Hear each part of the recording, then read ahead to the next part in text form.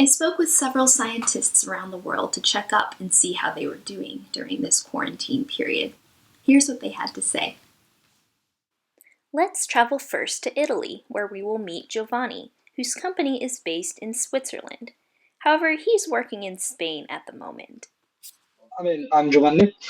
I am a program architect for working for Salesforce, which is one of the biggest cloud companies in the world, the number one for our customer relationship management solutions. So what I do is help our customers, namely just one customer, which is Nestle, take the most out of their investment with us and trying to steer them on the right course for everything that concerns the architecture of the systems that they put in place. I'm based officially in Geneva, well, Lausanne, so Switzerland. But as of November 2019, I temporarily relocated here in Barcelona until I was supposed to leave in end of May. But then there's been the coronavirus and everything. I pushed that back a bit. So I'm probably gonna go back to Switzerland in August. So I've been living this weird times in Spain, which turns out is one of the most affected countries in the world. And funnily enough, I have ties with three countries: Italy, Switzerland, and Spain, which up to not long ago they were the top three for casualties for million people and for number of infected people. So, meanwhile, visiting Keiko over in Japan. Okay, my name is Keiko. I work for Panasonic in Japan. I was hired as a new graduate, so I'm going through like training to get used to like company's life and things. So the training got online. It used to be face to face in Osaka, but now because of all of this, we are doing all of that online until end of April. A lot of the company in Japan hasn't been like big company can do it. They have infrastructure, but there are a lot of small company, and I forgot the number.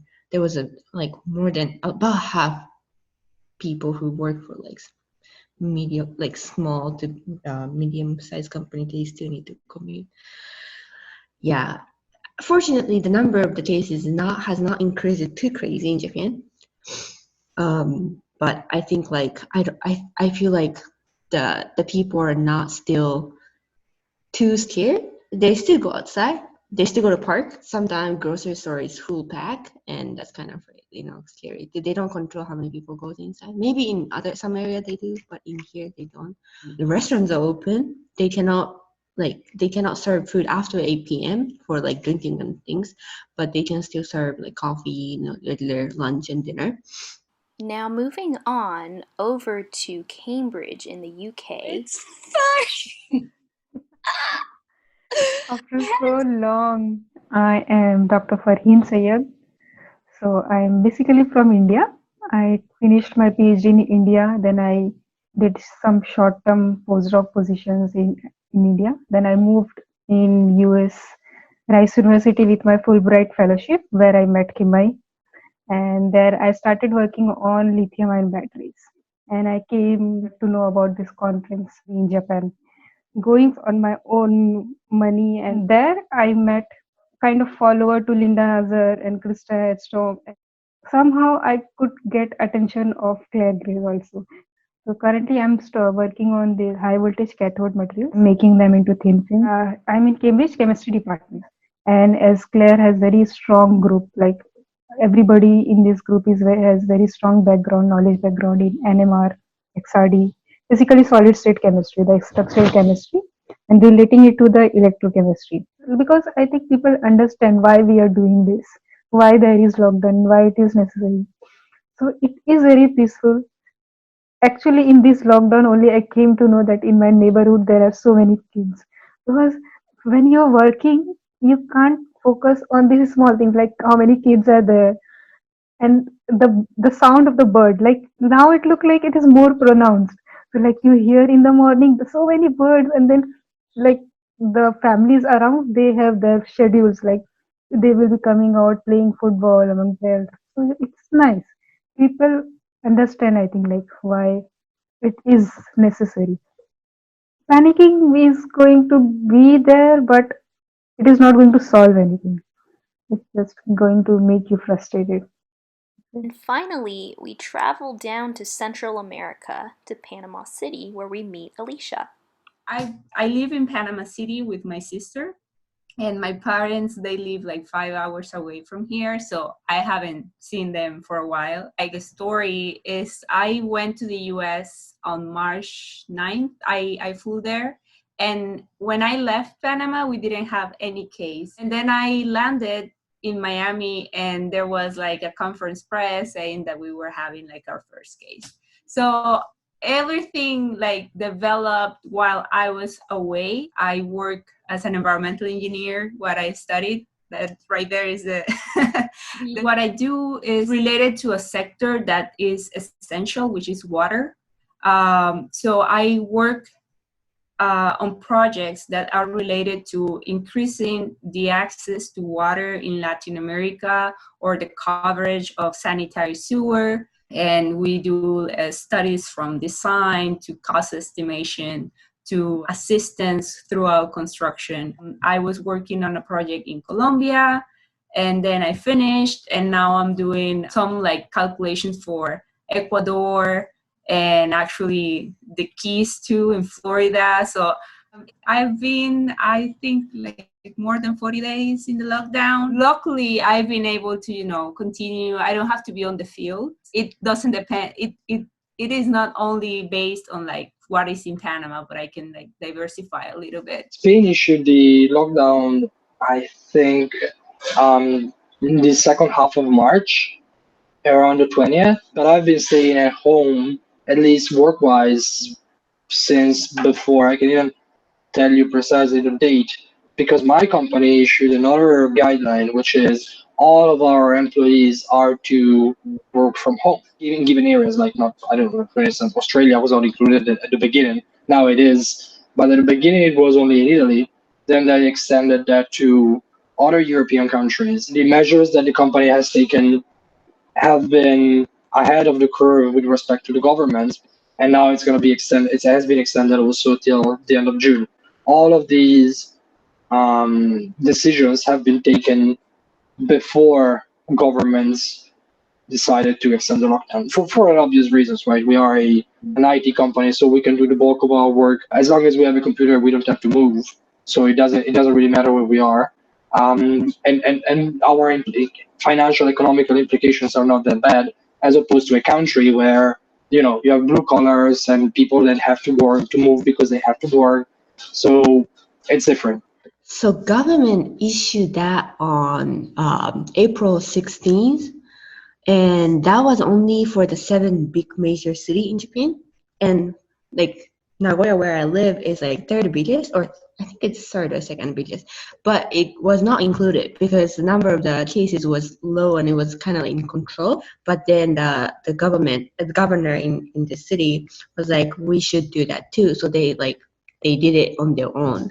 So it started around there, but I think some people started to stay home before that, especially, United States started to get really bad. So I stayed home probably starting in end of March. Japanese government is a little bit slow in responding. They should have issued that out like 2 weeks before, or like at least a week before. They've been saying they'll do it, but they are afraid of economic impact, so they delay it. And I think they've been fighting with like Tokyo City, like Tokyo governor wanted to issue, but then the Japanese government didn't want to issue. There was like some conflict between them. In UK, it was little late because here there were not many cases. University actually started on 23rd March. We were told by department to close, just take whatever stuffs you are required. Even they allowed us to take our monitors and like if someone needs the PC, because it's going to be for a long time. So do you know what the situation is like in India? India. So in India, like different states are taking measures differently. Like they have found out hotspots, and then in those states the rules are very strict. And some of the states like Kerala, so they have started relaxing the rules. But in Mumbai from where I am, my parents are, the cases are still increasing.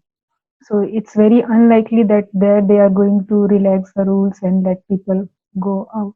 because Mumbai is a like New York, you can say, because it is a financial hub. There are many immigrant people and lots of small businesses. So there people are panicked. This is a very crucial time for the business also in Mumbai, because this is a Ramzan time. So this brings lots of business. There it is completely locked down, but you can't control people like in every car because it's a huge, highly populated city. They have like some relaxed hours in which people can go and buy the groceries, those kind of things. Everybody is not the government employee, so they will be at least financially supported by government. People are panicked and they are unsure like how it is going to be turned out. It's very difficult to convince people that it can be controlled and it can be treated. The hospital management is not able to control these people. So there were many cases in Mumbai. People were tested positive, but they ran out from the hospitals because they were scared, like what is going to happen to them, like that. Currently, I think now people are understanding and they are cooperating with the management and taking the lockdown and self isolation seriously. Do you think the restrictions have been appropriate, at least government-wise? It's very hard to say. I mean, I'm more of a fan of like speaking when I really know all the facts at hand. I think that with coronavirus, from a risk management perspective, there are so many unknowns that it's so hard to draw a specific plan. You need to cater and be prepared for the worst. As such, conservative measures make sense because there are a lot of lives at stake. Now, on the other hand, you don't want to mess up the economy either. So it's a double-edged sword, and there is no clear-cut solution. There's no silver bullet for this. In Italian, we say dietrologia, which is looking at things after they have happened to then say, we should have done it like this, or we should have done it like that. You always have to contextualize whatever measures have been taken with the amount of information that you have at your disposal in that time frame. Otherwise, if we discover that the actual fatality ratio of COVID-19 is 0.01% because everyone in the world is already infected, we could have said 3 months from now, all that has been for nothing. We didn't know. From what we know, it's very dangerous. We see the uptake and the how crowded the ICUs are. We took measures to flatten the curve. And if then it turns out that we've been overcautious, then so be it. We were anyway not prepared. Italy used to have 10 ICU beds per person in the 70s. We're down to 3.2 or 3.6, which is still a good number compared to other European countries minus Germany.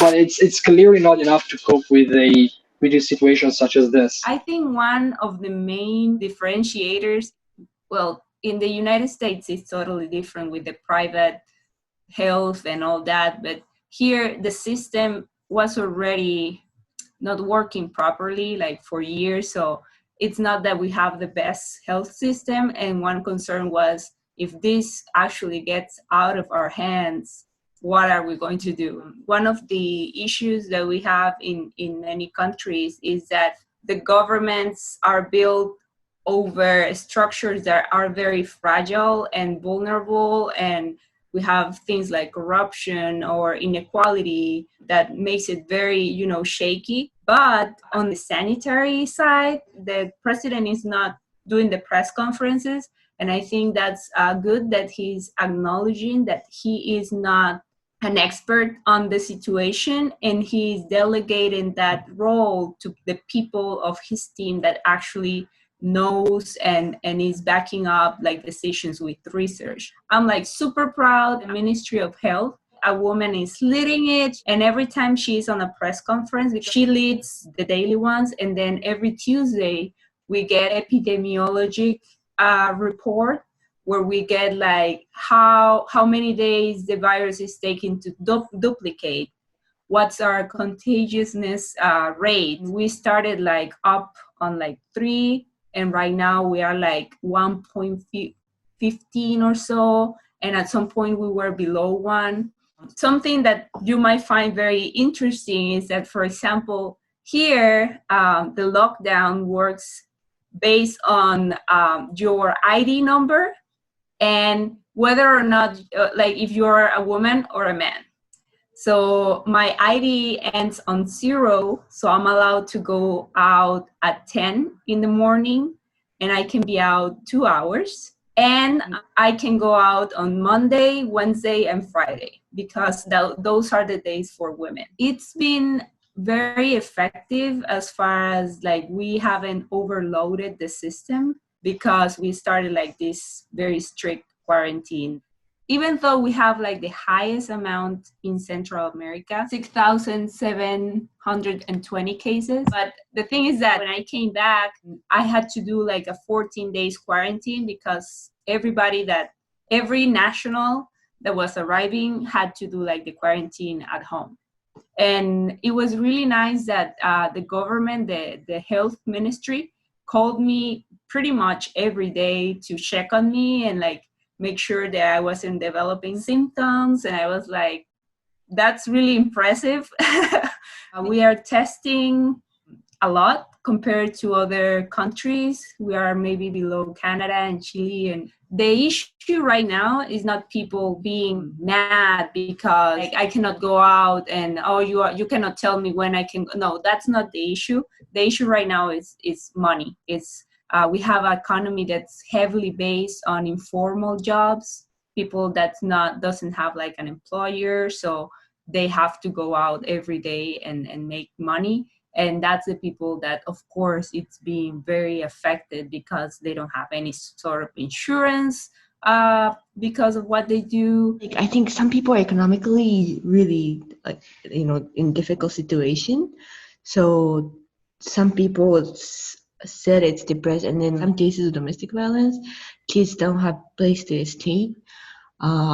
Single mom families tends to be a little bit poor in Japan.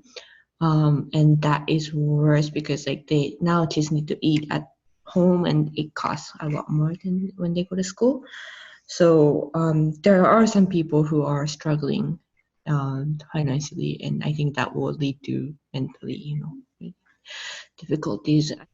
There are some, helping from government, but I don't know. It is to be seen what the economic implications are going to be in the next 6, 12, 48 months. But I'm not a biologist, I'm not a virologist, I'm not a economist, so I don't even know. There are so many aspects and facets to this that it's a very complicated subject. I mean, the gut feeling is we're doing good enough, other than people suggesting that we should drink bleach. That being said, how are you staying healthy physically and mentally during this time? Like, it comes down to super basic stuff, setting the schedule and then eating healthy. And I think talking to people is really important. Even if you're depressed, if you just have somebody next to you, or if you just can call somebody, it will really, really help you. I wish I can have like productive day schedule, but so I try to wake up around like 7:30-ish or 7, or hopefully 6:30, but I haven't achieved that yet. And I'm trying every day. Like, I put my alarm and I'm like, oh, no, today. And then I realize I need to put makeup because otherwise my day, I'm mentally so depressed. And then, just have coffee and everything. And then my training starts. Like, otherwise I can be in pajama and then like no makeup and just like ready to go to bed again after 5 p.m. I try to do yoga. Most of the groups, they are still well connected through Slack, Zoom, because in my group only itself, like, we are continuing our group meeting. So every Wednesday we have our group meetings online. And good thing is that now you don't have any time limit, so that it starts at 4, you can talk till 6. I had my own work presentation after this lockdown only. So I gave like in Zoom with 50 people in the gallery looking at you. So it was a good experience. And also like we have this coffee times. So like afternoon, 3 o'clock, whoever wants to join online coffee, you can just bring your coffee mug and sit. Yeah, when it started, that time it was like, oh my god, I can't do experiments, so I should do something very new or like be productive. When they were closing departments, I got my all the textbooks and notes from lab, saying that I will read everything. In first 3 days, I had huge pile of book at my table. that I'm going to learn this, finish these 3 books, 4 books, or NMR, XIDs, these. But after 1 week, I moved all the books from my table because instead of motivating, that was giving me like kind of. So I removed. Anxiety. Yeah. So I removed it. I realized it's not possible.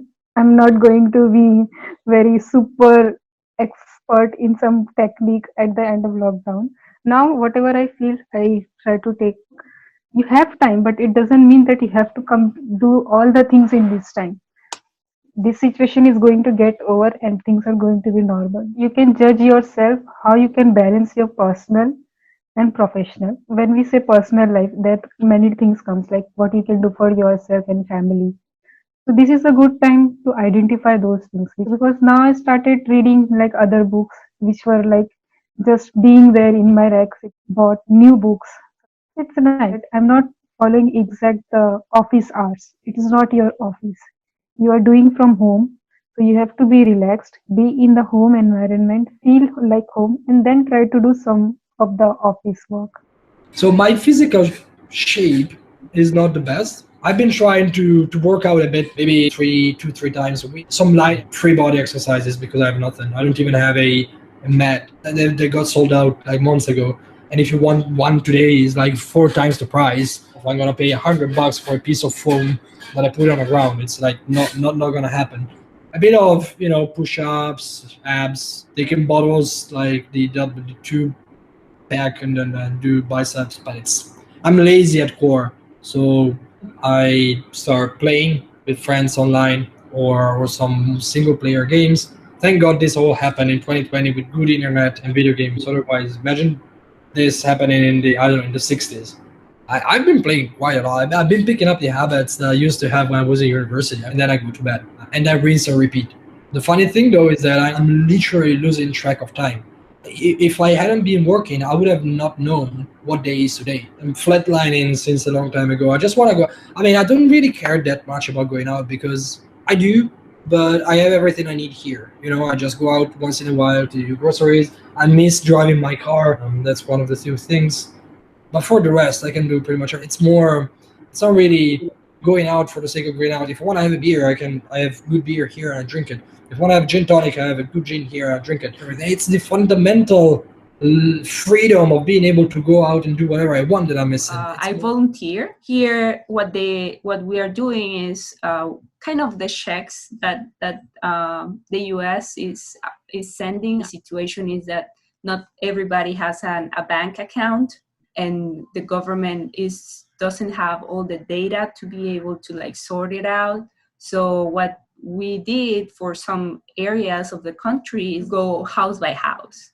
People will go out with like food stamps. So I wanted to understand what the process was. The thing was that it was also hard to define the criteria of who deserved the food stamp or who didn't. Of course, it's hard to control corruption. Like if I know you, I give you two, or I don't give it to this person, or I keep it to myself. And that was really like reality check for me, because I was maybe 45 minutes away from where I live, and there was such a difference between what I can do, work from home, work out in the mornings, meditation at night, cook, and have Zoom conversations with my friends.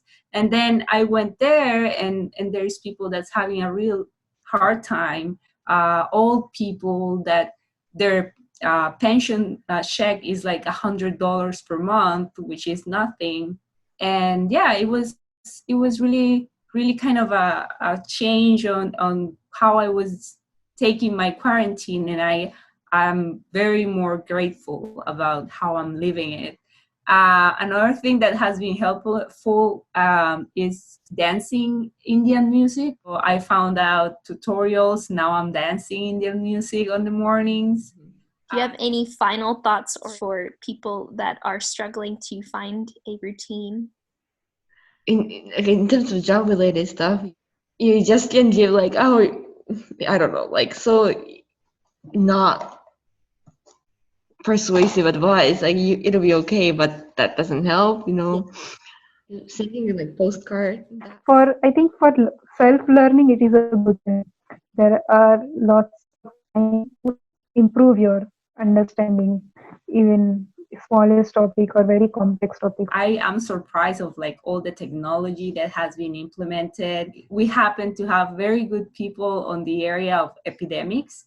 So we were kind of one of the first countries in this region in sequencing the virus. So that was awesome. And another lab created like our own media for testing. It was like, wow, we actually can do that. Awesome, guys. These people is really doing great. Like they are putting science, and we didn't know we had that. And I think it's a lesson for the government to say we have to invest more in science, because we do have the human resource, but if we don't put the money and invest it there, maybe another situation may happen, and we won't be that lucky, you know? I mean, again, I think it's a good opportunity to learn a lot. I mean, imagine all the data we have that we're collecting for health, social experiments like economic studies, for, I mean, all those psychology people are probably publishing work on self-isolation studies. There's just so much information right now. I mean, this is the testing ground for what is to come, because this is going to happen again. Because it already almost happened before. It almost happened with SARS. It almost happened with MERS. It almost happened with swine flu. It almost happened with H1N1.